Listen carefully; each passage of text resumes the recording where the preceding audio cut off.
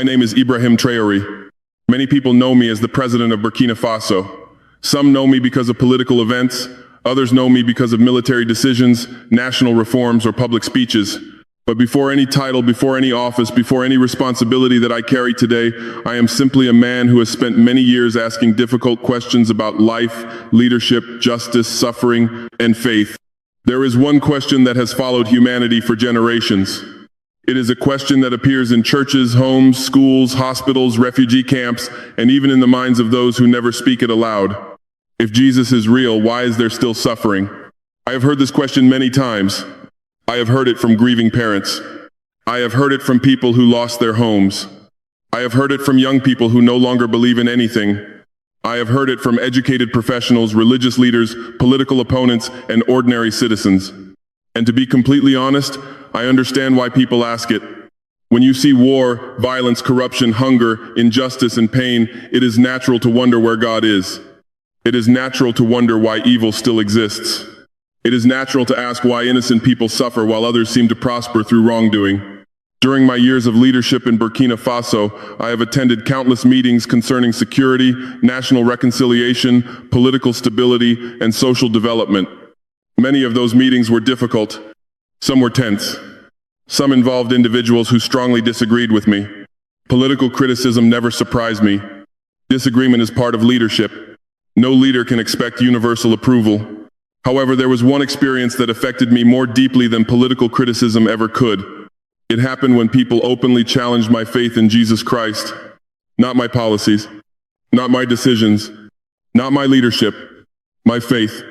The reason I have decided to tell this story today is because I know millions of people around the world are wrestling with the same question that was placed before me. Some of you watching from the United States may be asking it. Some of you watching from Africa may be asking it. Some of you may have asked it many years ago and never found an answer that satisfied your heart. At the beginning of the year 2026, I participated in a special national meeting in Ouagadougou. The gathering brought together government representatives, opposition figures, religious leaders, members of the Muslim community, and individuals connected to reconciliation efforts across different regions of the country. The purpose of the meeting was simple. We wanted to discuss peace. We wanted to discuss unity. We wanted to discuss how communities with different beliefs and backgrounds could move forward together. Yet from the very beginning, the atmosphere was tense. There were political disagreements. There were historical grievances. There were different visions for the future of the nation. Everyone understood that difficult conversations would take place. What none of us expected was that the discussion would eventually move away from politics and focus directly on faith. More specifically, my faith. What happened that day remains one of the most memorable moments of my life. Not because it was dramatic, not because it was hostile, but because one simple question forced an entire room to stop and think. It was a question that many people have asked for centuries, a question that continues to challenge believers and skeptics alike. And it was asked directly to me in front of government officials, religious leaders, journalists, guests, and political opponents. I did not have a prepared speech. I did not have a carefully written response. I only had a few seconds to answer. What happened next taught me something important about faith, suffering, responsibility, and the choices that shape our world. That is where this story truly begins. The meeting took place in January of the year 2026. It was held at the National Conference Center in Ouagadougou, the capital of Burkina Faso. I remember that morning very clearly because I knew before arriving that it would not be an ordinary gathering. The purpose of the event was important. For many years, our nation had faced challenges that affected every community in one way or another. Security concerns, political disagreements, religious tensions, regional instability, and the ongoing effects of violence had left deep wounds in many places. The meeting had been organized as an opportunity to bring different voices together. Government officials were present. Representatives from opposition groups attended. Religious leaders from different traditions took their seats around the conference hall. Members of the Muslim community participated in the discussions. Several individuals connected to reconciliation efforts in regions affected by conflict were also invited. The goal was not to determine who was right and who was wrong. The goal was to search for common ground. We wanted to discuss peace. We wanted to discuss national unity. We wanted to explore how people with different beliefs and experiences could contribute to a more stable future. In theory, everyone in the room supported those objectives. In reality, however, the atmosphere was complicated. Many participants carried painful memories. Some had lost family members. Some had witnessed violence firsthand. Others carried frustration toward political institutions. A few distrusted almost everyone sitting across from them. When people come into a room carrying years of disappointment, suspicion, and grief, conversations can become difficult very quickly. That morning, I could feel the tension almost immediately. It was not expressed through shouting. It was not expressed through threats. It was present in the way people looked at one another. It was present in the cautious language that many participants used. Everyone seemed to be measuring every word before speaking. Everyone appeared aware that a single careless statement could create conflict. As the discussions began, we focused on the expected topics. Participants spoke about security. They spoke about reconciliation. They spoke about economic challenges. They spoke about rebuilding trust between communities. Many valuable observations were shared. Some proposals were practical. Others were ambitious. Some were realistic. Others seemed difficult to achieve. Yet despite the disagreements, the meeting remained productive during the early hours. People listened. People responded. People debated. That was exactly what we hoped would happen. Healthy discussion is necessary when a nation is searching for solutions. As I listened to the speakers, I found myself thinking about how often peace is discussed as if it were merely a political objective. Peace is important politically, but true peace is always deeper than politics. A government can sign agreements. Leaders can make promises. Institutions can create policies. Yet none of those things automatically change the human heart. If bitterness remains inside people, conflict often finds a way to return.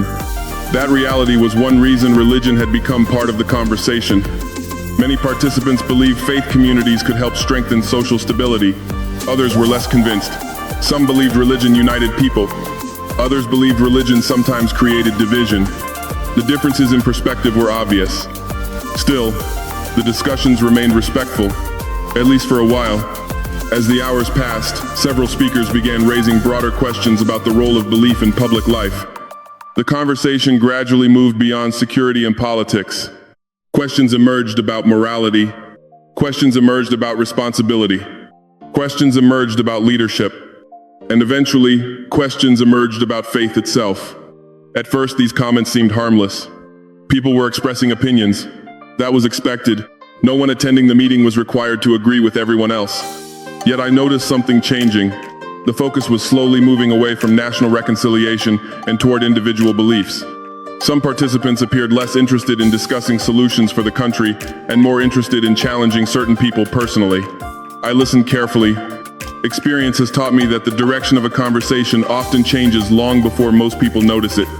What begins as a discussion about policy can become a debate about identity. What begins as a debate about ideas can become a challenge directed at individuals. That morning, I sensed that something similar was beginning to happen. I did not yet know where the conversation was heading. I only knew the atmosphere was changing. The room felt different. The questions were becoming sharper. The comments were becoming more personal. Several journalists present seemed to recognize the shift as well. Their attention increased. Observers who had been quietly taking notes became more alert. Even some participants who had remained silent for most of the meeting appeared to be waiting for something. Looking back now, I believe many people sensed that an unexpected moment was approaching. At the time, however, none of us knew exactly how significant that moment would become. I certainly did not. I believed we were still discussing national issues. I believed we were still searching for solutions. I believed we were still focused on reconciliation. What I did not realize was that before long, the conversation would move directly toward me. Not because of a government decision, not because of a military strategy, not because of a political position, but because of something far more personal, my faith. And once that happened, the entire atmosphere of the meeting would change. The discussion would no longer be about policy. It would become something much deeper. Something that would force every person in that room to confront a question that humanity has wrestled with for centuries. A question about suffering, a question about God, a question about Jesus, and a question that, for a few unforgettable moments, would leave an entire conference hall completely silent. As the meeting continued, I noticed the discussion moving further away from its original purpose. The early conversations had focused on reconciliation, national stability, and peace building. Those subjects were challenging enough on their own, yet gradually, the attention of several participants shifted towards something much more personal. My faith. This was not entirely new to me. Throughout my years in public life, people have questioned many things about me. Some questioned my decisions. Some questioned my methods. Some questioned my experience. Others questioned my vision for the future. Criticism is part of leadership. Every public servant must learn to accept disagreement. But there is a difference between questioning a leader's decisions and questioning the deepest convictions that guide his life. That morning, I could feel that line beginning to disappear.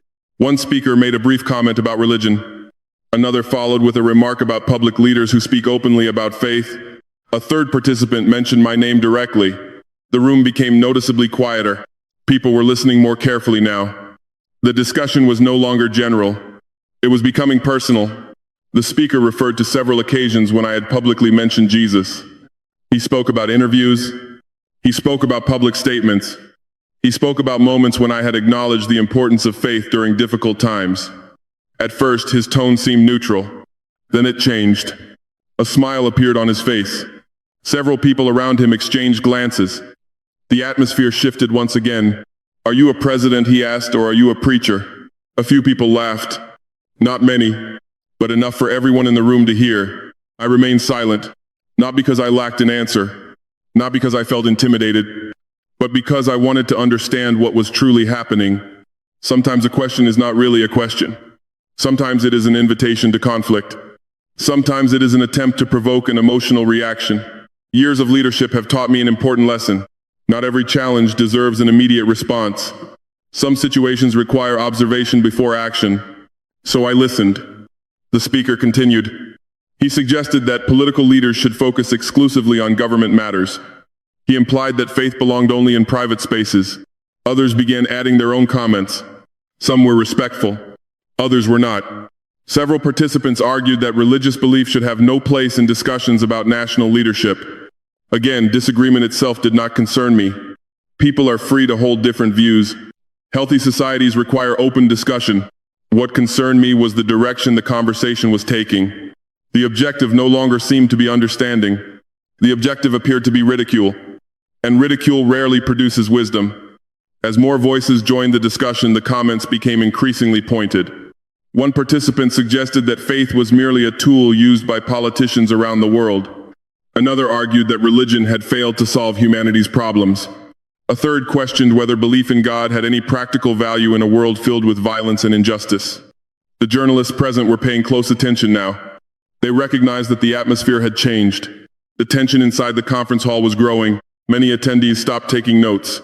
Some folded their arms and watched quietly. Others leaned forward in their seats. Even those who had spoken very little throughout the day seemed interested in what would happen next. I could sense that certain individuals were attempting to place me in a difficult position. If I responded emotionally, they would portray me as defensive. If I remained silent, they might interpret my silence as weakness. If I spoke extensively about faith, they could accuse me of turning a political meeting into a religious gathering. The situation was carefully constructed. At least that is how it appeared to me. Yet despite the pressure, I felt remarkably calm. Perhaps it was because I had seen similar situations before. Perhaps it was because leadership often requires patience. Or perhaps it was because I understood that faith cannot be defended through anger. Anger may win an argument. It rarely wins a heart. As I listened, another realization came to me. The people challenging me were not all motivated by the same reasons. Some genuinely struggled with questions about faith. Some had experienced suffering that left them skeptical. Some carried disappointment. Some carried wounds. Others simply enjoyed confrontation. It would have been easy to view every critic as an enemy, but that would have been a mistake. Behind many difficult questions lies genuine pain. Behind skepticism, there is often disappointment. Behind hostility, there is sometimes hurt. That understanding helped me remain focused. I was not interested in defeating anyone. I was not interested in proving that I was right. I was interested in understanding what was really being asked. The conversation continued. The comments became more direct. One participant questioned whether public expressions of faith were appropriate for a national leader. Another implied that belief in Jesus was disconnected from the realities of modern conflict. Several people nodded in agreement. Others remained silent. The room had become divided, not into political groups, not into religious groups, but into observers and participants. Some were actively pushing the discussion forward. Others were simply waiting for the moment when the challenge would become impossible to ignore. I could feel it approaching. The questions were becoming narrower. The comments were becoming sharper.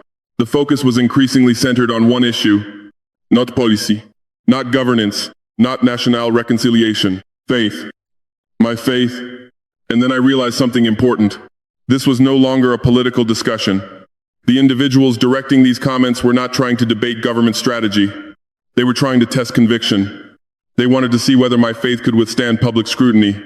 They wanted to know whether belief remained meaningful when confronted by suffering. They wanted to know whether faith could survive difficult questions. And in truth, that is a challenge faced by every believer sooner or later. There comes a moment when faith is no longer theoretical, no longer comfortable, no longer protected, a moment when difficult realities demand difficult answers.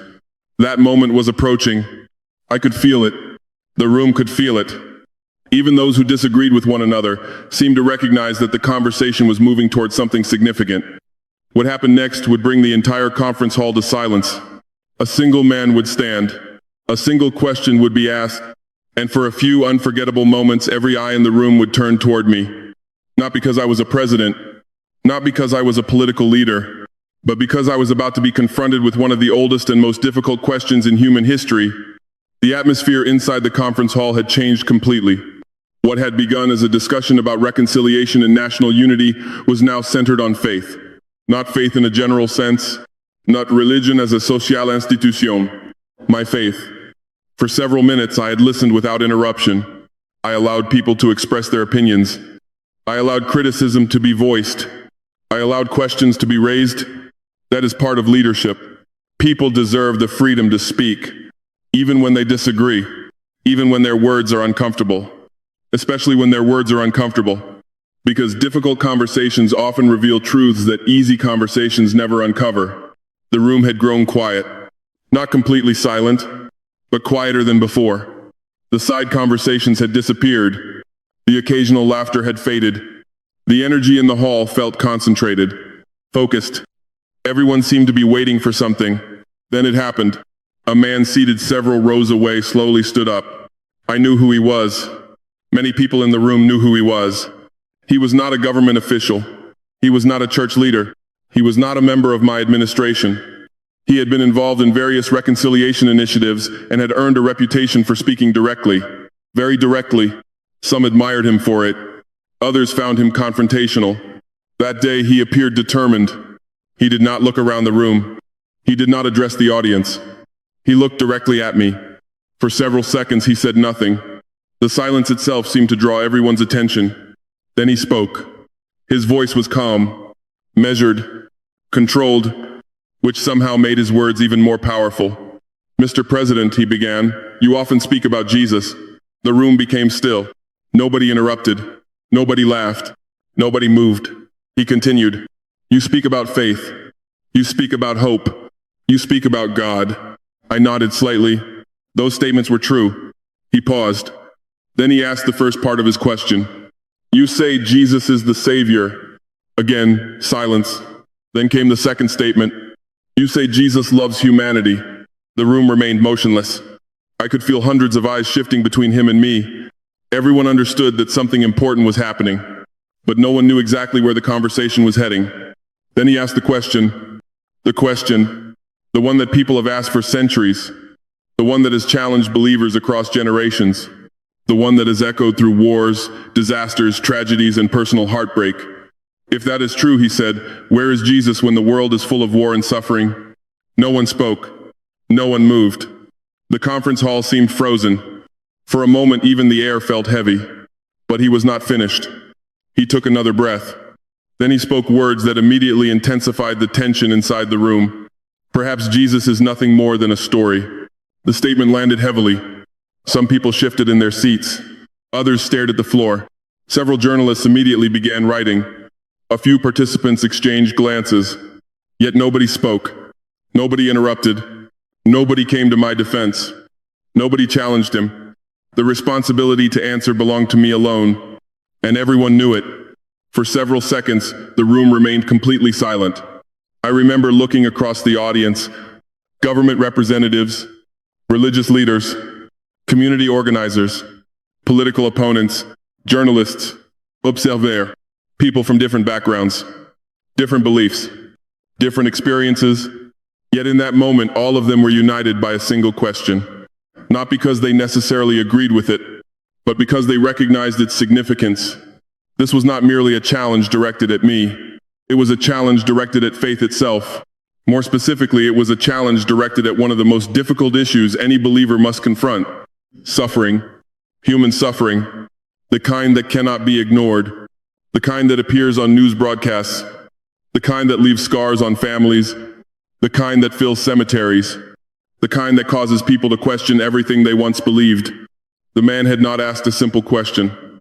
He had asked a painful one, and painful questions cannot be answered with slogans. They cannot be answered with rehearsed speeches. They cannot be answered with empty phrases. People who suffer deserve honesty, nothing less. As I sat there listening, I realized something important.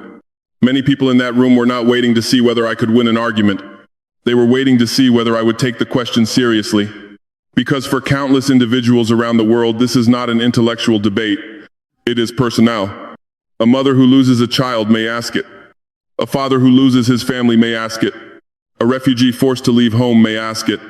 A soldier who witnesses tragedy may ask it. A person lying in a hospital bed may ask it. Someone struggling through loneliness may ask it. Someone watching violence consume a community may ask it. The question survives because suffering survives. And wherever suffering exists, people search for answers. I understood all of that in those few moments of silence. I also understood something else. The man who had asked the question may have intended to challenge me, but the question itself deserved respect, because it was real, because it was human, because millions of people have wrestled with it. The easiest response would have been defensiveness. The easiest response would have been anger. The easiest response would have been to attack the person who asked it. But none of those responses would help anyone. A sincere question deserves a sincere answer, even when it comes from a critic. Even when it comes from someone trying to provoke you, truth does not become less important because of the person asking the question. As I sat there, I could feel the weight of the moment. The entire conference hall was waiting. Every eye remained fixed on me. Some expected a political response. Some expected a religious response. Some expected a confrontation. Others expected me to avoid the question entirely. I had no prepared speech. No notes. No advisor whispering instructions. No carefully crafted statement. Only a few seconds to think. Only a few seconds to decide how to respond. And in those few seconds, I realized that the question before me was larger than politics. Larger than religion. Larger than the meeting itself. The real issue was not whether suffering exists. Everyone knows suffering exists. The real issue was understanding where suffering comes from. And before I could answer the man's question, I knew I needed to think carefully about that truth. Because if I answered too quickly, I might miss something important. If I answered carelessly, I might satisfy the room for a moment but fail to address the deeper issue. What happened next occurred within only a few seconds. Yet those seconds felt much longer. My mind moved through memories, faces, stories, experiences, images that no leader easily forgets. And before I spoke a single word, I found myself reflecting on everything I had witnessed during years of leadership. Those memories would shape the answer I was about to give. After the question was asked, the conference hall remained silent. I can still remember that silence. It was not the silence of agreement. It was not the silence of victory. It was the silence that appears when people are confronted with something larger than themselves. For a few moments, nobody spoke. The man who had asked the question remained standing. The audience waited. The journalists waited. The religious leaders waited. The opposition representatives waited. Everyone was watching. Everyone was expecting an answer. But before I answered, something happened inside my mind. I began thinking about people, not theories, not political arguments, not religious debates. People, real lives, real suffering. I have never considered myself a theologian. I am not a pastor. I am not a scholar of biblical studies. I do not spend my days teaching doctrine. My responsibilities are different. I spend much of my time dealing with practical realities: security, governance, development, national stability, public welfare. Because of those responsibilities, I have witnessed many painful situations, more than I ever expected when I first entered public service. In those few seconds before answering, memories began passing through my mind. I remembered families who had lost loved ones to terrorism. I remembered mothers whose lives had changed forever after receiving devastating news. I remembered fathers who struggled to remain strong for their children while carrying unbearable grief. I remembered villages that had been attacked. Villages where ordinary people simply wanted to live peaceful lives. People who wanted to work. People who wanted to raise their families. People who wanted to worship freely. People who wanted a future. Instead, they experienced fear, loss, displacement, pain. I remembered conversations with citizens who had been forced to leave their homes. Some had walked long distances, seeking safety. Some had lost everything they owned. Some carried nothing except hope that tomorrow might be better than today. Those faces remained with me. They still do. Leadership often places you in rooms where decisions are made. But leadership also places you face to face with suffering. And once you have looked into the eyes of people carrying deep pain, you never forget them. Their stories remain with you. Their questions remain with you. Their struggles remain with you. As these memories moved through my mind, I realized something important. The question that had just been asked was not really directed only at me. It represented the questions of millions of people, perhaps billions, people from every nation, every generation, every culture. Throughout history, human beings have looked at suffering and asked similar questions. Where is God? Why does evil exist? Why do innocent people suffer? Why do tragedies happen? Why do wars continue? Why does injustice survive? These questions are not new. Kings have asked them. Farmers have asked them. Teachers have asked them. Prisoners have asked them. Believers have asked them. Even some of the strongest followers of God recorded in Scripture asked difficult questions during painful moments. That realization changed my perspective. I was no longer thinking about how to defend myself. I was no longer thinking about how to respond to a critic. I was thinking about the deeper issue, human suffering. Because if my answer addressed only the man who asked the question, it would accomplish very little. But if my answer addressed the truth behind the question, perhaps it could help others as well. I looked around the room. The silence continued. Some participants appeared curious. Others appeared skeptical. A few seemed almost sympathetic. Yet everyone was waiting. And while they waited, another thought entered my mind. I realized that many people assume faith eliminates questions. But that has never been my experience. Faith does not mean pretending suffering does not exist. Faith does not mean ignoring pain. Faith does not mean denying reality. The people who challenge believers often imagine that faith requires closing one's eyes to the world. I have never believed that. In fact, genuine faith often forces us to look directly at painful realities. It requires honesty. It requires humility. It requires acknowledging that some questions are difficult. Some questions are heartbreaking. Some questions do not have simple answers. That is why I knew I could not respond with a slogan. A slogan would sound impressive for a few seconds, but it would not help anyone. The suffering of humanity deserves more than slogans. The grief of families deserves more than slogans. The pain of loss deserves more than slogans. I needed to answer honestly, and honesty required me to begin somewhere very specific. Not with God, not with religion, not with theology, but with humanity itself.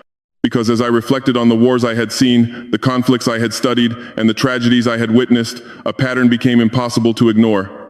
Again and again, I saw human choices at the center of human suffering. Not always, but very often. Wars do not usually appear by themselves. Someone starts them. Violence does not organize itself. Someone chooses it. Corruption does not emerge from nowhere. Someone participates in it. Hatred does not spread without human involvement. Someone carries it. Someone teaches it. Someone acts upon it. As these thoughts formed in my mind, I began to understand how I would answer. Not because I suddenly discovered a perfect explanation for every tragedy. I did not. I still do not. Anyone who claims to possess a complete explanation for all suffering is pretending to know more than they truly know. There are mysteries in life. There are painful events we do not fully understand. There are losses that leave questions behind. I acknowledge that openly.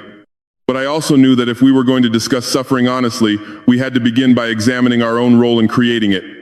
That truth felt impossible to ignore. And suddenly I understood the first words I needed to say. Not because they were clever, not because they were dramatic, but because they shifted attention toward a reality that many people prefer to avoid. It is often easier to ask where God is than to ask where humanity is.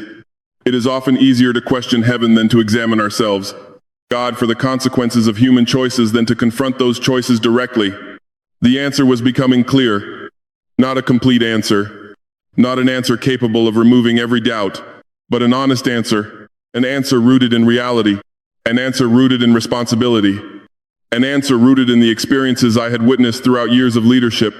I slowly rose from my seat. The room remained silent. The man who had asked the question continued watching me.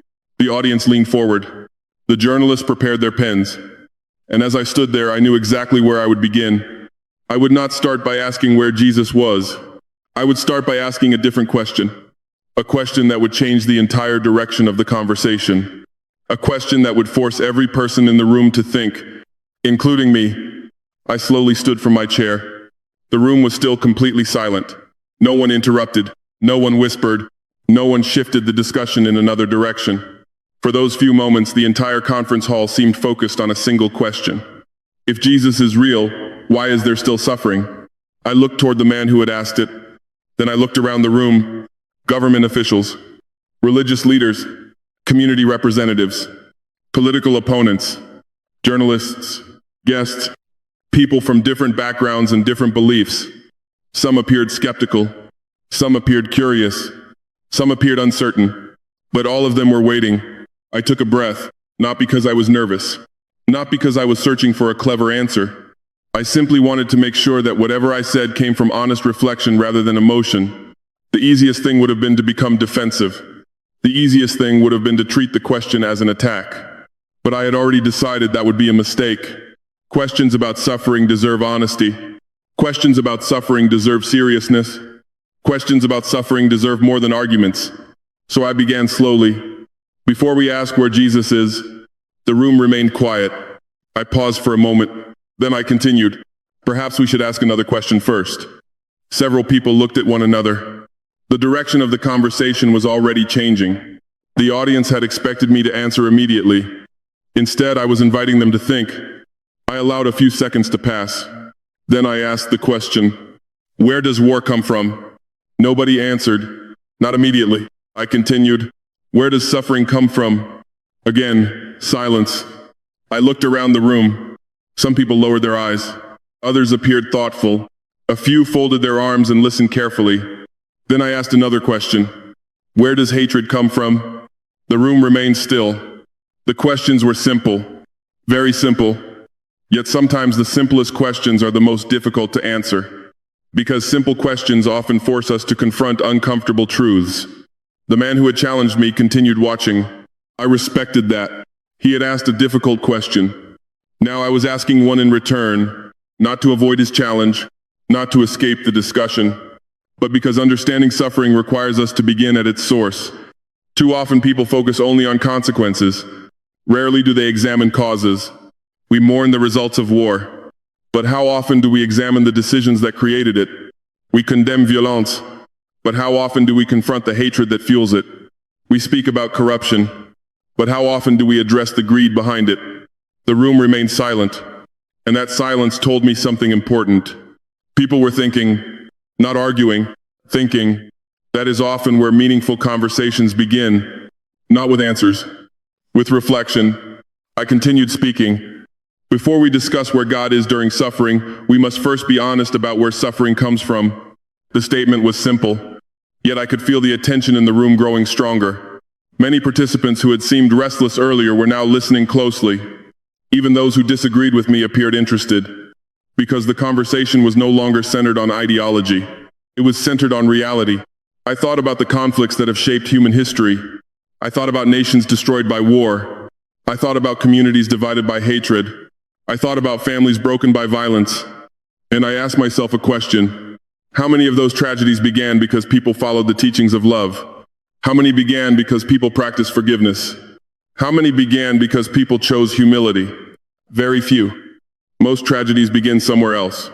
They begin when people reject those values. They begin when pride becomes more important than truth. They begin when power becomes more important than justice. They begin when greed becomes more important than compassion. They begin when hatred becomes more important than understanding. As I reflected on these realities, I addressed the room once again. Every one of us recognizes that suffering exists. Heads nodded. No one disputed that. Suffering is obvious. It surrounds us. It appears in every nation, every culture, every generation. The existence of suffering is not the debate. The real debate is understanding its source and understanding our responsibility. I noticed several participants leaning forward. The atmosphere had changed dramatically. Earlier there had been tension. Now there was concentration. People wanted to hear where the discussion was going.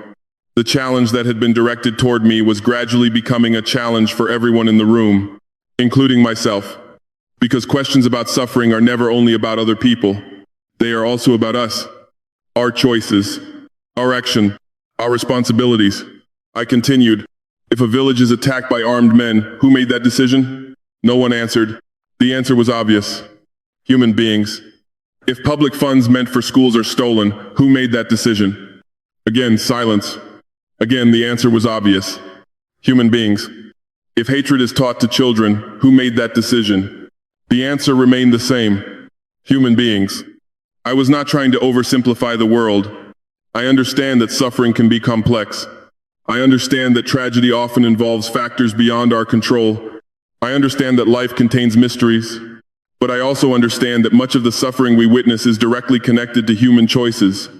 And if we ignore that reality, we risk asking the wrong questions. The room remained focused. No laughter, no interruptions, no attempts to change the subject. The people present understood that the discussion had reached a deeper level. This was no longer about whether I believed in Jesus. It was about whether humanity was willing to examine itself honestly. That is a much harder conversation, because questioning God is often easier than questioning ourselves. Questioning heaven is often easier than confronting our own actions. Blaming faith is often easier than acknowledging human responsibility. I knew this from experience. Every leader learns it sooner or later. Whenever something goes wrong, people naturally search for someone to blame. Sometimes blame is justified.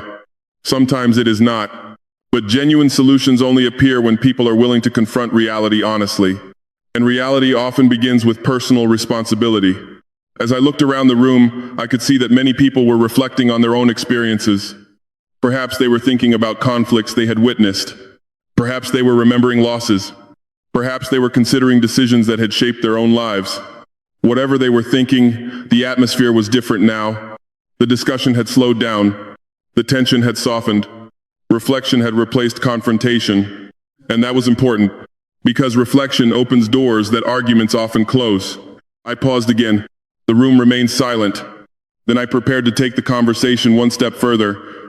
I had asked where suffering comes from. Now it was time to ask something even more challenging. Something that would force everyone in the hall to confront a truth that is often overlooked. A truth about war. A truth about greed. A truth about hatred. A truth about the role human beings play in creating the very suffering they later blame on God. After asking where suffering comes from, I allowed the room to sit with the question. Sometimes people need a moment to think, not because the answer is difficult to understand, but because the answer is difficult to accept. There is a difference. Many truths are simple, yet simplicity does not make them comfortable. In fact, some of the most uncomfortable truths are also the most obvious. The conference hall remained quiet. No one attempted to interrupt. No one tried to redirect the conversation. The atmosphere had changed completely from what it had been earlier. The discussion was no longer centered on my faith. It was centered on responsibility. And responsibility is a subject that affects everyone, including me, including every leader, including every citizen, including every person who has ever asked why the world contains so much pain. I looked around the room once more. Then I spoke again. If someone wishes to claim that God created the suffering we see around us, then let us examine the evidence honestly. Several participants nodded slightly. Others remained expressionless. Everyone continued listening. I continued. Can anyone here prove that God created war? The question hung in the air. No one answered. I waited. Still no answer. Then I asked another. Can anyone prove that God created greed? Again, silence. I continued. Can anyone prove that God created corruption? No response. And can anyone prove that God created hatred? The room remained still. The silence was meaningful, not because people lacked intelligence, not because they were afraid to speak. The silence existed because everyone understood what those questions were pointing toward. Human choices, human decisions, human action. The realities that shape much of the suffering we see in the world. I was careful with my words. I was not trying to minimize suffering.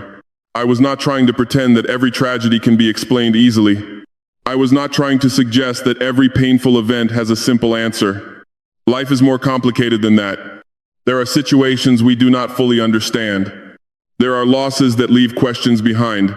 There are moments when even strong believers struggle. I acknowledge that openly.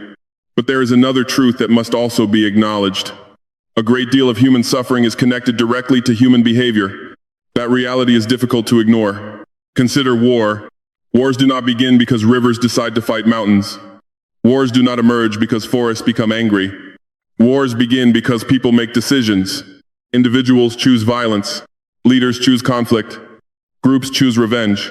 Communities choose division. Those choices produce consequences, sometimes devastating consequences.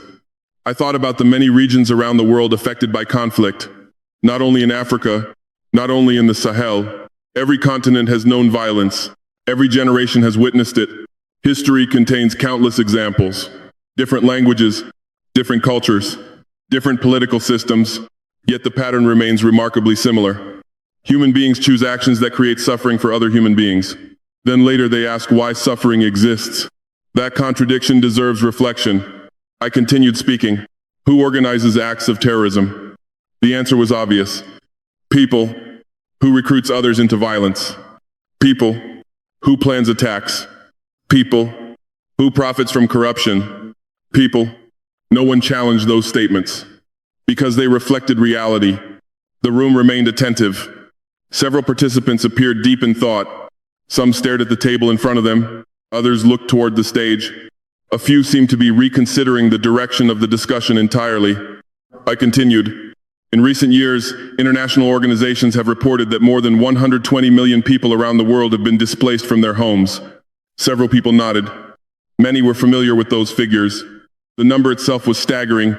Families separated, communities uprooted, children growing up far from home, lives interrupted, dreams delayed, pain multiplied.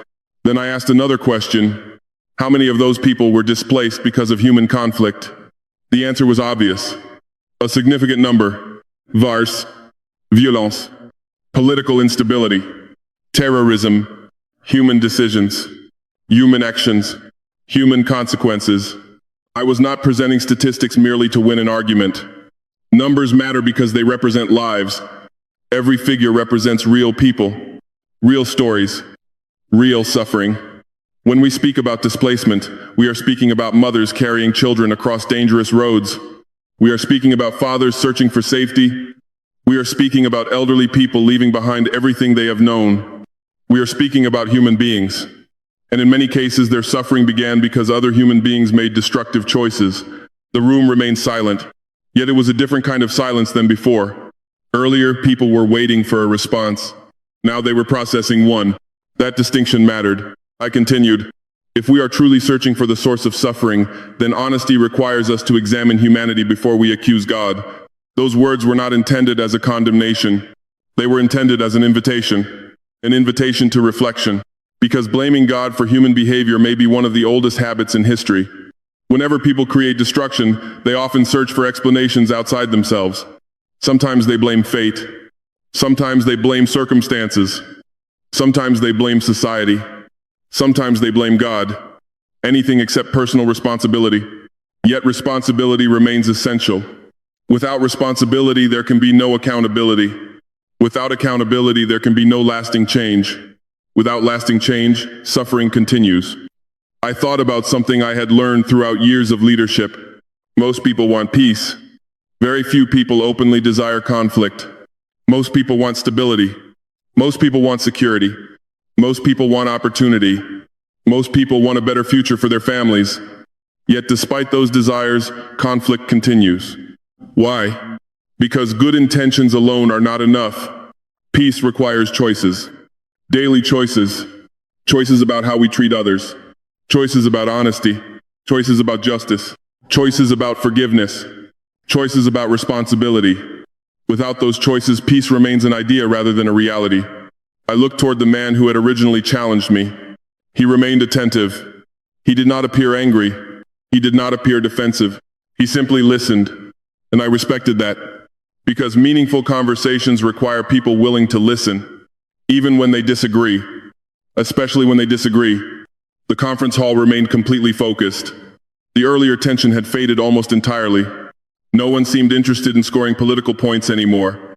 The discussion had moved somewhere deeper, somewhere more meaningful. The focus was no longer whether faith could survive criticism. The focus was whether humanity was willing to confront itself honestly. And that is often the harder challenge. Because examining our own role in suffering requires humility. It requires honesty. It requires courage. Far more courage than blaming someone else. I paused once more. Then I prepared to explain the belief that has guided me through many difficult moments. Not a political belief. Not an ideological belief. A personal belief. A belief about freedom. A belief about choice. A belief about why human beings possess the ability to do great good and terrible harm. A belief that, in my view, helps explain why suffering exists without requiring us to conclude that God is absent. The next part of my response would focus on that belief, and it would become the heart of everything I wanted to say. After speaking about war, violence, greed, corruption, and human responsibility, I paused once again. The room remained remarkably quiet, not because everyone agreed with me. I am certain they did not. A gathering that included political opponents, religious leaders, government representatives, and people from different backgrounds was never going to produce complete agreement. That was not the goal. Agreement is valuable, but understanding is even more important. At that moment, I sensed that many people were trying to understand, and so I decided to speak openly about what I personally believe.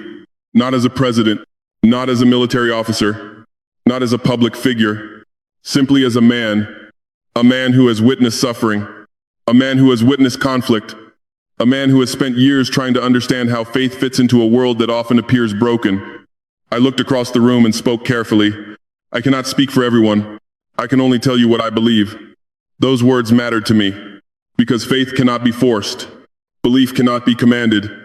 Each person must ultimately decide what he or she believes. No government can create genuine faith. No institution can manufacture it. Faith must grow within the human heart. I continued, I do not believe God created human beings as machines.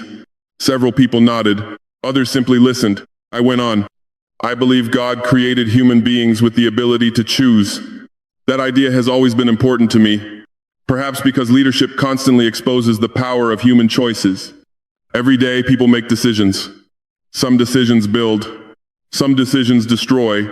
Some decisions heal. Some decisions wound. Some decisions create peace. Some decisions create conflict. Again and again, I have witnessed the extraordinary influence of human choice. One person chooses honesty and strengthens a community. Another chooses corruption and harms thousands. One person chooses forgiveness and ends a cycle of hatred. Another chooses revenge and prolongs it. One person chooses compassion. Another chooses cruelty. The outcomes can be dramatically different. Yet both began with a choice. That reality led me to a conviction I continue to hold. If human beings are truly free, then they possess the ability to choose both good and evil. Without that freedom, choice would not be real. And without real choice, concepts such as love, sacrifice, generosity, and kindness would lose much of their meaning. I shared this thought with the audience. If people are free to love, they are also free to hate. If people are free to help, they are also free to harm. If people are free to pursue justice, they are also free to pursue selfishness. The room remained attentive. The discussion had moved beyond politics entirely. Now we were discussing something fundamental about human nature, something that affects every nation and every generation. I continued, when people choose greed, consequences follow. When people choose violence, consequences follow. When people choose hatred, consequences follow. These were not abstract ideas. History provides countless examples. Entire wars have begun because individuals refuse to control ambition. Communities have been divided because people chose prejudice over understanding. Families have been destroyed because pride became more important than reconciliation. The evidence surrounds us. We do not need to search far to find it. I reflected on my own experiences. Over the years, I have met people whose lives were transformed by a single decision. Some chose forgiveness when revenge seemed easier. Some chose service when selfishness seemed more profitable. Some chose integrity when corruption seemed more rewarding. Those choices changed lives. Not because the choices were easy, because they were difficult. Good decisions often require sacrifice. That is one reason they matter. Then I returned to the original question. The question that had started everything. If Jesus is real, why is there suffering? I knew many people in the room were still thinking about it, so I addressed it directly. I do not believe the existence of suffering proves that God does not exist. A few people exchanged glances. I continued. In many cases, suffering reveals what happens when human beings move away from the principles God teaches. The room remained silent. I allowed the statement to settle. Then I explained further. Think about the teachings most commonly associated with Jesus. Love your neighbor. Forgive others. Show mercy. Practice humility. Care for those in need. Seek peace. Treat others as you would want to be treated. Imagine for a moment a world where those principles were followed consistently. Not perfectly, consistently. How many wars would begin? How much corruption would survive? How much hatred would spread? How much violence would continue? The answer is obvious. Many of the problems that wound humanity depend on the rejection of those values. That does not mean every tragedy disappears. It does not mean life becomes free from hardship. But it does mean that many forms of suffering would be dramatically reduced. I looked around the room. People were listening carefully now, not because I possessed special wisdom, but because the discussion had become personal for everyone. Every person present had witnessed the consequences of human choices. Every person present had experienced the effects of selfishness, pride, greed, or hatred in some form. These realities are universal. They cross national boundaries. They cross political boundaries. They cross religious boundaries. I continued speaking. Sometimes people look at a world filled with violence and conclude that God has failed. Then I paused. But what if the greater tragedy is that humanity has ignored the path God offered? The room became even quieter, not uncomfortable, reflective. The difference is important. Reflection creates space for truth. Arguments often do not. I thought about the countless examples throughout history where individuals chose compassion instead of cruelty. Those stories rarely dominate headlines, yet they exist. People caring for strangers, communities helping one another during crises, individuals risking their own safety to protect others, acts of generosity, acts of courage, acts of sacrifice. When people ask where God is, I often think about those moments, not because they remove suffering, but because they reveal something powerful. Even in a broken world, goodness continues to appear. Love continues to appear. Kindness continues to appear. Hope continues to appear. Those realities deserve attention as well. Too often people focus exclusively on darkness, yet light continues to exist. Not everywhere, not always, but often enough to remind us that humanity is capable of something better. I wanted the audience to understand that my faith was not rooted in ignorance of suffering. It was rooted in awareness of it. I have seen too much pain to pretend suffering is not real. I have seen too much loss to offer shallow answers. Faith for me is not the denial of suffering. It is the conviction that suffering does not have the final word, that human beings can choose a different path, that reconciliation remains possible, that peace remains possible, that goodness remains possible. Those convictions matter, especially during difficult times. I looked once more toward the audience. The atmosphere in the hall felt completely different now. Earlier there had been tension. Earlier there had been challenge. Earlier there had been confrontation. Now there was thoughtfulness. People were considering ideas rather than attacking them. And that, in my view, represented progress. Not because everyone agreed, because everyone was thinking. I ended this part of my response with a simple statement. I do not believe suffering proves that Jesus is absent. I believe much suffering reveals what happens when humanity ignores the things he taught. The room remained silent. But it was a peaceful silence, a reflective silence. The kind of silence that appears when people are honestly considering something. At that moment, I sensed that the conversation had changed permanently. The challenge was no longer about defending faith. The challenge had become something deeper. A question about responsibility. A question about leadership. A question about what kind of future people are willing to build. And soon, the reaction of the audience would reveal just how much the atmosphere had changed. When I finished speaking, I did not immediately sit down. For a few moments I remained standing, not because I expected applause, not because I expected agreement, and certainly not because I believed I had delivered a perfect answer. I knew very well that no single response could solve every question surrounding suffering. Some wounds are too deep. Some losses are too painful. Some experiences leave scars that remain for years, perhaps even for a lifetime. I understood that. What mattered to me was not winning a debate. What mattered was creating an honest conversation. A conversation grounded in responsibility rather than accusation. A conversation that encouraged reflection rather than hostility. As I looked around the conference hall, I noticed something unexpected. No one laughed. Earlier in the meeting, a few individuals had smiled when my faith was mentioned. A few had made remarks intended to provoke a reaction. A few seemed eager to turn belief into a subject of ridicule. But now that atmosphere had disappeared completely. No one was laughing. No one was making sarcastic comments. No one was trying to score points. The mood of the room had changed. Not dramatically, not suddenly, but undeniably. The man who had asked the original question remained seated quietly. He did not respond immediately. He did not argue. He did not challenge my answer. He simply sat there thinking. That moment stayed with me, because I had expected another question. I had expected another challenge. I had expected the discussion to continue in the same direction. Instead, there was silence. Thoughtful silence. The kind of silence that often appears when people are processing something internally. I looked across the audience. Several delegates had lowered their heads slightly. Some stared at the table in front of them. Others appeared lost in thought. Even individuals who had seemed eager to debate earlier were now unusually quiet. No one appeared angry. No one appeared defeated. They simply appeared reflective. And that distinction mattered. My goal had never been to defeat anyone. Victory in an argument is often temporary. Reflection can last much longer. The journalists in attendance continued taking notes. But even they seemed more interested in the ideas being discussed than in the conflict they may have expected. The tension that had dominated the room earlier was fading. Slowly but noticeably. Then something happened that I found particularly encouraging.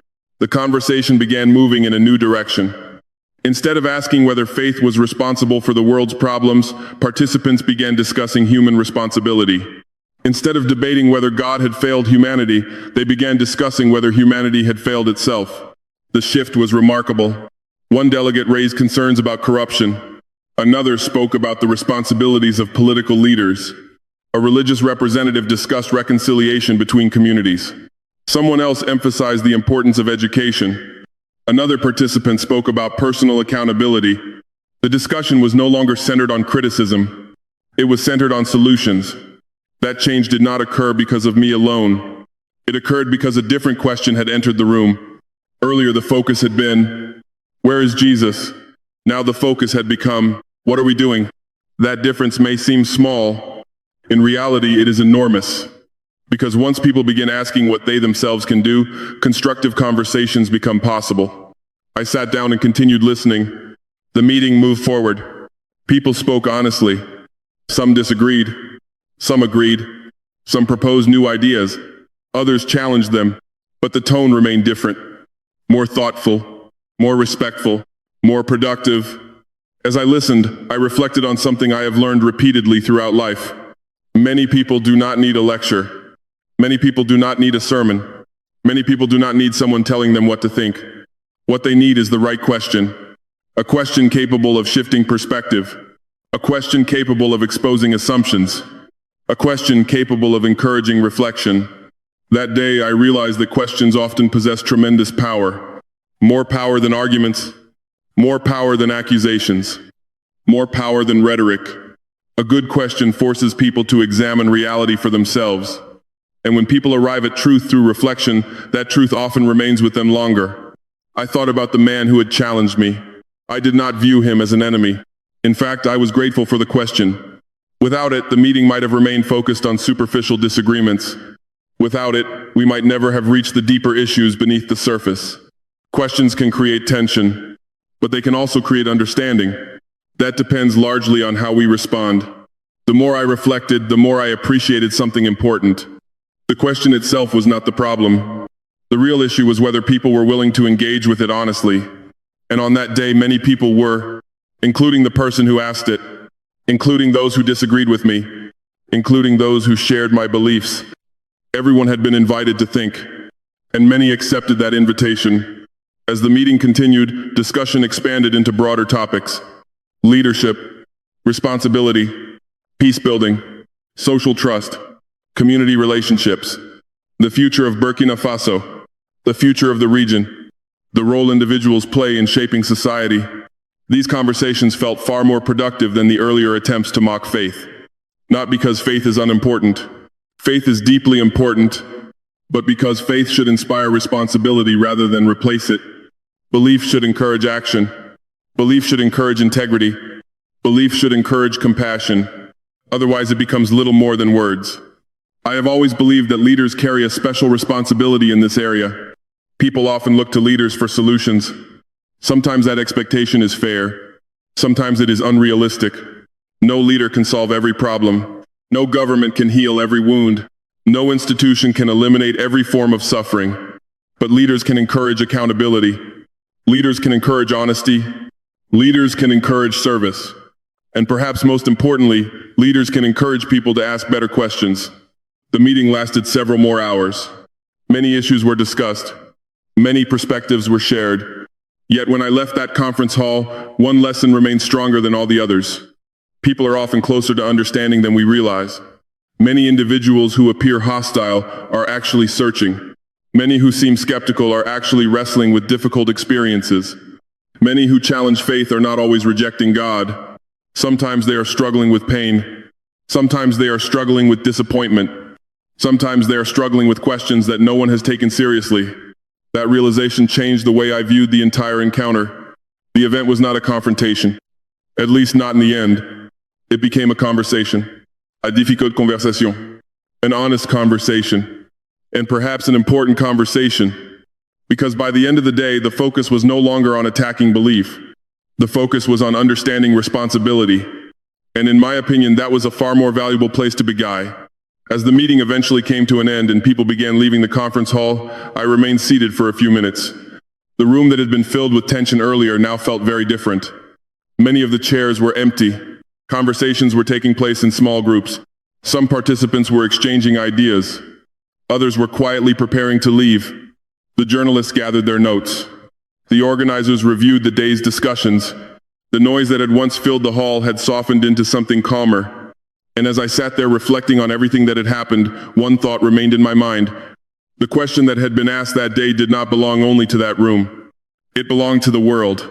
Because every day, somewhere on this earth, another person asks it.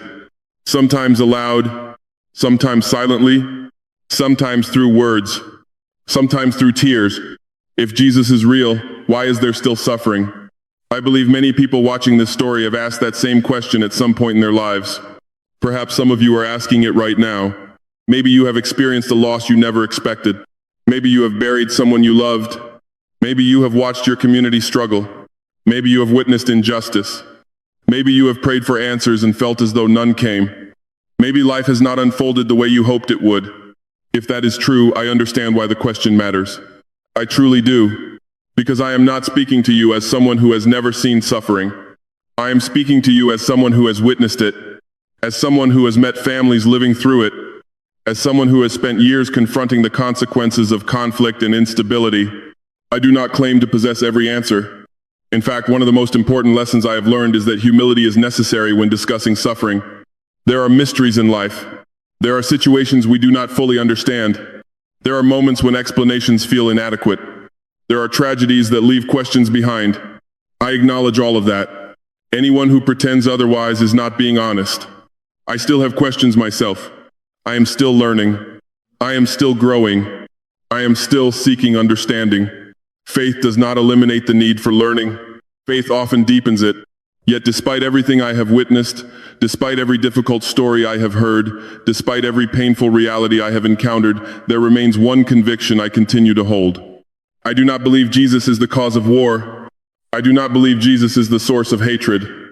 I do not believe Jesus is the author of greed. I do not believe Jesus is the creator of corruption. When I look at the teachings associated with Jesus, I see something very different. I see an invitation toward forgiveness, an invitation toward humility, an invitation toward compassion, an invitation toward mercy, an invitation toward peace. Whether a person chooses to accept that invitation is another matter. But the invitation itself remains, and that distinction is important. Because when people ask where Jesus is during suffering, I often think about another question. What if Jesus has already shown humanity a different path? What if the greater issue is whether humanity is willing to walk it? That thought stayed with me long after the meeting ended. It continues to stay with me today. When I see communities helping one another during difficult times, I see people walking that path. When I see individuals choosing forgiveness instead of revenge, I see people walking that path. When I see acts of kindness performed without recognition, I see people walking that path. When I see leaders placing service above personal gain, I see people walking that path. The world contains darkness. No honest person can deny that. But the world also contains goodness. It contains courage. It contains sacrifice. It contains compassion. And those realities matter. They remind us that humanity is capable of something better. They remind us that suffering does not have to define our future. They remind us that every person possesses the ability to influence the lives of others. Perhaps not the entire world, but certainly the people around them. As I reflected on that day in Ouagadougou, I realized something else. The most important question may not be the one that was asked of me. The most important question may be the one I now ask you. If someone looked at you today and asked, if Jesus is real, why is there still suffering? How would you answer? Take a moment to think about that. Not the answer you think others want to hear. Not the answer that sounds impressive. Your answer. The answer shaped by your experiences, your struggles, your observations, your faith, or perhaps even your doubts. How would you respond? Would you speak about free will? Would you speak about responsibility? Would you speak about love? Would you speak about forgiveness? Would you speak about hope? Would you speak about something entirely different? There is value in reflecting on that question, because the process of answering it often reveals what we truly believe, and what we truly believe influences how we live. The older I become, the more convinced I am that beliefs matter, not merely because of what they say, because of what they produce. Beliefs influence actions. Actions influence communities. Communities influence nations. And nations influence the world. That is why questions of faith are never merely private matters. They shape how people treat one another. They shape how people respond to suffering. They shape whether individuals choose service or selfishness, compassion or indifference, peace or conflict. As I bring this story toward its conclusion, there is one final reflection I would like to leave with you. For many years, humanity has asked, where is God? Where is Jesus? Why does suffering exist? Those are important questions. But perhaps there is another question that deserves equal attention. Perhaps the deeper question is this. Where is humanity when the path of love has already been shown? Where are we when opportunities for kindness appear? Where are we when forgiveness is possible? Where are we when compassion is needed? Where are we when justice requires courage? Where are we when peace requires sacrifice? Those questions matter because they place responsibility where responsibility belongs. Not on abstract ideas, not on distant theories, but on us, on our choices, on nos actions, on the way we live each day. I cannot answer every question about suffering. No one can. But I can say this. The future becomes brighter whenever people choose love over hatred.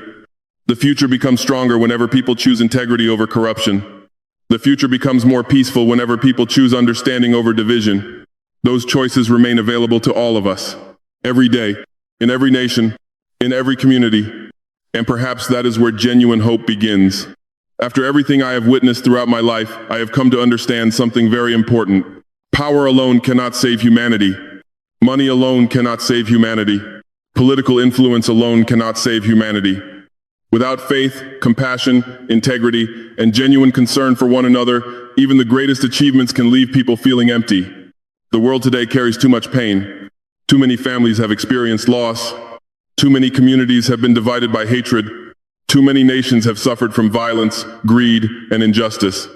As I reflect on the question that was asked during that meeting in Ouagadougou, I remain convinced that the future of humanity will not be determined only by governments or institutions. It will also be determined by the choices ordinary people make every day. My hope is simple. I hope for peace in Burkina Faso. I hope for peace across Africa. I hope for peace for the people of the United States. And I hope for peace for every nation and every family around the world. Let us turn away from what is harmful. Let us reject greed whenever it appears. Let us refuse hatred whenever it seeks to divide us. Let us choose forgiveness over revenge. Let us choose understanding over bitterness. Let us choose service over selfishness. And let us never lose hope, even during difficult seasons of life. Because hope remains powerful. Light still exists, even when darkness seems overwhelming. And faith continues to give strength to those who refuse to surrender to despair. I believe God is with us. I believe hope remains possible. I believe goodness still matters. And I believe every person can become a source of encouragement, peace, and compassion to someone else. If you also believe in the power of kindness, faith, and hope, I invite you to leave a prayer for Burkina Faso, for Africa, for America, and for the world. Let us continue encouraging one another and spreading hope wherever we can. May God bless you, your family, and all those you love.